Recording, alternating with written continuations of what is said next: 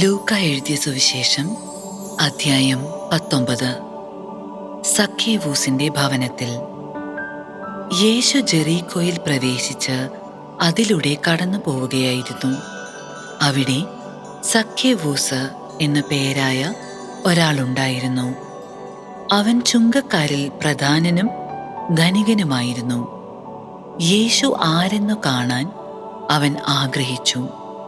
പൊക്കം കുറവായിരുന്നതിനാൽ ജനക്കൂട്ടത്തിൽ നിന്നുകൊണ്ട് അത് സാധ്യമായിരുന്നില്ല. യേശുവിനെ കാണാൻ വേണ്ടി അവൻ മുൻപേ ഓടി ഒരു സിക്കമോർ മരത്തിൽ കയറിയിരുന്നു. യേശു അതിലെയാണ് കടന്നു പോകാനിരുന്നത്. അവിടെ എത്തിയപ്പോൾ അവൻ മുകളിലേക്ക് നോക്കി പറഞ്ഞു, സക്കേവൂസ്, വേഗം ഇറങ്ങി വരിക. ഇന്ന് എനിക്ക് നിന്റെ വീട്ടിൽ താമസിക്കേണ്ടിയിരിക്കുന്നു. അവൻ തിടുക്കത്തിൽ ഇറങ്ങിച്ചെന്ന് സന്തോഷത്തോടെ അവനെ സ്വീകരിച്ചു. ഇതു കണ്ടപ്പോൾ അവരെല്ലാവരും പിറുപിറുത്തു, ഇവൻ പാപിയുടെ വീട്ടിൽ അതിഥിയായി താമസിക്കുന്നുവല്ലോ. സക്കേവൂസ് എഴുന്നേറ്റ് പറഞ്ഞു, കർത്താവേ, ഇതാ എൻ്റെ സ്വത്തിൽ പകുതി ഞാൻ ദരിദ്രർക്ക് കൊടുക്കുന്നു. ആരുടെയെങ്കിലും വക വഞ്ചിച്ചെടുത്തിട്ടുണ്ടെങ്കിൽ 4 ഇരട്ടിയായി തിരിച്ചു കൊടുക്കുന്നു. യേശു അവനോട് പറഞ്ഞു, ഇന്ന് ഈ ഭവനത്തിന് രക്ഷ ലഭിച്ചിരിക്കുന്നു. ഇവനും അബ്രാഹത്തിന്റെ പുത്രനാണ്. നഷ്ടപ്പെട്ടു പോയതിനെ കണ്ടെത്തി രക്ഷിക്കാനാണ് മനുഷ്യപുത്രൻ വന്നിരിക്കുന്നത്. 10 നാണയത്തിന്റെ ഉപമ. അവർ ഇത് കേട്ടുകൊണ്ടിരിക്കുമ്പോൾ അവൻ തുടർന്ന് ഒരു ഉപമ പറഞ്ഞു. കാരണം അവൻ ജെറുസലേമിന് സമീപത്തായിരുന്നു. ദൈവരാജ്യം ഉടൻ വന്നു ചേരുമെന്ന് അവർ വിചാരിക്കുകയും ചെയ്തിരുന്നു. അവൻ പറഞ്ഞു, ഒരു പ്രഭു രാജപദവി സ്വീകരിച്ച് തിരിച്ചു വരാൻ വേണ്ടി ദൂരദേശത്തേക്ക് പോയി. അവൻ ഭൃത്യന്മാരിൽ 10 പേരെ വിളിച്ച് 10 നാണയം അവരെ ഏൽപ്പിച്ചുകൊണ്ട് പറഞ്ഞു, ഞാൻ തിരിച്ചു വരുന്നതുവരെ നിങ്ങൾ ഇതുകൊണ്ട് വ്യാപാരം ചെയ്യുവിൻ. അവന്റെ പൗരന്മാർ അവനെ വെറുത്തിരുന്നു. ഈ മനുഷ്യൻ ഞങ്ങളെ ഭരിക്കുവാൻ ഞങ്ങൾ ഇഷ്ടപ്പെടുന്നില്ല എന്ന നിവേദനവുമായി അവർ ഒരു പ്രതിനിധി സംഘത്തെ അവന്റെ പിന്നാലെ അയച്ചു. എന്നാൽ അവൻ രാജപദവി സ്വീകരിച്ചു തിരിച്ചു വന്നു. താൻ പണം ഏൽപ്പിച്ചിരുന്ന ഭൃത്യന്മാർ വ്യാപാരം ചെയ്ത് എന്തു സമ്പാദിച്ചുവെന്ന് അറിയുന്നതിന് അവരെ വിളിക്കാൻ അവൻ കൽപ്പിച്ചു. ഒന്നാമൻ വന്നു പറഞ്ഞു, യജമാനനെ, നീ തന്ന നാണയം 10 കൂടി നേടിയിരിക്കുന്നു.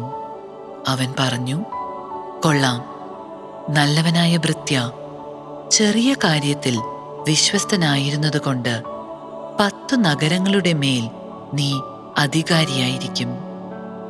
രണ്ടാമൻ വന്നു പറഞ്ഞു, യജമാനനെ, നീ തന്ന നാണയം 5 കൂടി നേടിയിരിക്കുന്നു.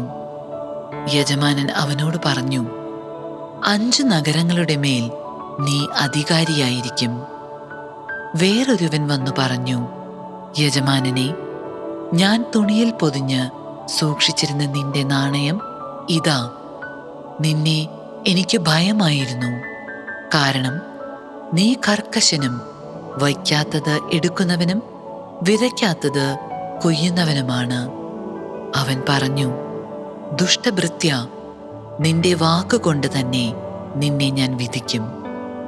ഞാൻ കർക്കശനും വയ്ക്കാത്തത് എടുക്കുന്നവനും വിതയ്ക്കാത്തത് കൊയ്യുന്നവനും ആണെന്ന് നീ അറിഞ്ഞിരുന്നല്ലോ. പിന്നെ നീ എന്തുകൊണ്ട് പണമിടപാടുകാരെ എൻ്റെ പണം ഏൽപ്പിച്ചില്ല? എങ്കിൽ ഞാൻ മടങ്ങി വന്നപ്പോൾ പലിശയോട് കൂടി അത് തിരിച്ചു വാങ്ങുമായിരുന്നില്ലേ? അവൻ ചുറ്റും നിന്നിരുന്നവരോട് പറഞ്ഞു, അവനിൽ നിന്ന് ആ നാണയമെടുത്ത് 10 നാണയമുള്ളവന് കൊടുക്കുക. അവർ അവനോട്, യജമാനനെ, അവന് 10 നാണയം ഉണ്ടല്ലോ എന്ന് പറഞ്ഞു. ഞാൻ നിങ്ങളോട് പറയുന്നു, ഉള്ളവന് കൊടുക്കപ്പെടും, ഇല്ലാത്തവനിൽ നിന്ന് ഉള്ളതുപോലും എടുക്കപ്പെടും. ഞാൻ ഭരിക്കുന്നത് ഇഷ്ടമില്ലാതിരുന്ന എൻ്റെ ശത്രുക്കളെ ഇവിടെ കൊണ്ടുവന്ന് എൻ്റെ മുൻപിൽ വെച്ച് കൊന്നുകളയുവിൻ. ജെറുസലേമിലേക്ക് രാജകീയ പ്രവേശം. അവൻ ഇത് പറഞ്ഞതിന് ശേഷം ജെറുസലേമിലേക്കുള്ള യാത്ര തുടർന്നു. ഒലിവ് മലയ്ക്കരികെയുള്ള ബേത്ത്ഫഗെ, ബഥാനിയ എന്നീ സ്ഥലങ്ങളെ സമീപിച്ചപ്പോൾ അവൻ 2 ശിഷ്യന്മാരെ ഇപ്രകാരം നിർദ്ദേശിച്ച് അയച്ചു: എതിരെ കാണുന്ന ഗ്രാമത്തിലേക്ക് പോകുവിൻ. അവിടെ ചെല്ലുമ്പോൾ ആരും ഒരിക്കലും കയറിയിട്ടില്ലാത്ത ഒരു കഴുതക്കുട്ടിയെ കെട്ടിയിരിക്കുന്നത് കാണും.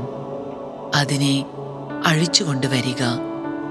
നിങ്ങൾ അതിനെ അഴിക്കുന്നതെന്തിനെന്ന് ആരെങ്കിലും ചോദിച്ചാൽ, കർത്താവിന് അതിനെക്കൊണ്ട് ആവശ്യമുണ്ട് എന്ന് പറയുക. അയക്കപ്പെട്ടവർ പോയി യേശു പറഞ്ഞതുപോലെ കണ്ടു. അവർ കഴുതക്കുട്ടിയെ അഴിക്കുമ്പോൾ അതിൻ്റെ ഉടമസ്ഥർ അവരോട്, നിങ്ങൾ എന്തിനാണ് കഴുതക്കുട്ടിയെ അഴിക്കുന്നത് എന്ന് ചോദിച്ചു. കർത്താവിന് ഇതിനെക്കൊണ്ട് ആവശ്യമുണ്ട് എന്ന് അവർ പറഞ്ഞു. അവർ അതിനെ യേശുവിൻ്റെ അടുക്കൽ കൊണ്ടുവന്നു. തങ്ങളുടെ വസ്ത്രങ്ങൾ കഴുതക്കുട്ടിയുടെ പുറത്ത് വിരിച്ച് അവർ യേശുവിനെ ഇരുത്തി. അവൻ കടന്നു പോകുമ്പോൾ അവർ വഴിയിൽ തങ്ങളുടെ വസ്ത്രങ്ങൾ വിരിച്ചു. അവൻ പട്ടണത്തോടടുത്ത് ഒലിവ് മലയുടെ ചെരുവിന് സമീപത്തെത്തിയപ്പോൾ ശിഷ്യഗണം മുഴുവൻ സന്തോഷിച്ച് തങ്ങൾ കണ്ട എല്ലാ അത്ഭുത പ്രവൃത്തികളെയും പറ്റി ഉച്ചത്തിൽ ദൈവത്തെ സ്തുതിക്കാൻ തുടങ്ങി. കർത്താവിൻ്റെ നാമത്തിൽ വരുന്ന രാജാവ് അനുഗ്രഹീതൻ. സ്വർഗത്തിൽ സമാധാനം, അത്യുന്നതങ്ങളിൽ മഹത്വം എന്ന് അവർ ആർത്തു വിളിച്ചു. ജനക്കൂട്ടത്തിൽ ഉണ്ടായിരുന്ന ചില ഫരിസേയർ അവനോട് പറഞ്ഞു: ഗുരു, നിന്റെ ശിഷ്യന്മാരെ ശാസിക്കുക. അവൻ പ്രതിവചിച്ചു: ഇവർ മൗനം ഭജിച്ചാൽ ഈ കല്ലുകൾ ആർത്തു വിളിക്കുമെന്ന് ഞാൻ നിങ്ങളോട് പറയുന്നു.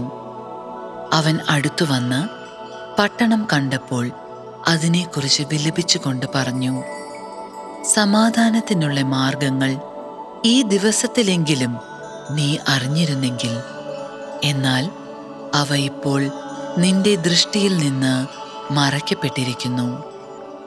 ശത്രുക്കൾ നിനക്ക് ചുറ്റും പാളയമടിച്ച് നിന്നെ വളയുകയും എല്ലാ ഭാഗത്തും നിന്ന് നിന്നെ ഞെരുക്കുകയും ചെയ്യുന്ന ദിവസങ്ങൾ വരും. നിന്നെയും നിന്റെ മക്കളെയും നശിപ്പിക്കുകയും നിന്നിൽ കല്ലിന്മേൽ കല്ല് ശേഷിപ്പിക്കാതിരിക്കുകയും ചെയ്യും. എന്തെന്നാൽ നിന്റെ സന്ദർശന ദിനം നീ അറിഞ്ഞില്ല. ദേവാലയ ശുദ്ധീകരണം. അനന്തരം അവൻ ദേവാലയത്തിൽ പ്രവേശിച്ച് അവിടെ കച്ചവടം നടത്തിക്കൊണ്ടിരുന്നവരെ പുറത്താക്കാൻ തുടങ്ങി. അവൻ അവരോട് പറഞ്ഞു: എൻ്റെ ആലയം പ്രാർത്ഥനാലയം എന്ന് എഴുതപ്പെട്ടിരിക്കുന്നു. നിങ്ങളോ അതിനെ കവർച്ചക്കാരുടെ ഗുഹയായി മാറ്റിയിരിക്കുന്നു. അവൻ ദിവസവും ദേവാലയത്തിൽ പഠിപ്പിച്ചിരുന്നു. പുരോഹിത പ്രമുഖന്മാരും നിയമജ്ഞരും ജനപ്രമാണികളും അവനെ നശിപ്പിക്കാൻ മാർഗം അന്വേഷിച്ചു കൊണ്ടിരുന്നു. എന്നാൽ അവർക്ക് ഒന്നും ചെയ്യാൻ കഴിഞ്ഞില്ല. കാരണം ജനങ്ങളെല്ലാം അവൻ്റെ വാക്കുകളിൽ മുഴുകി അവനെ വിട്ടുപോകാതെ നിന്നു.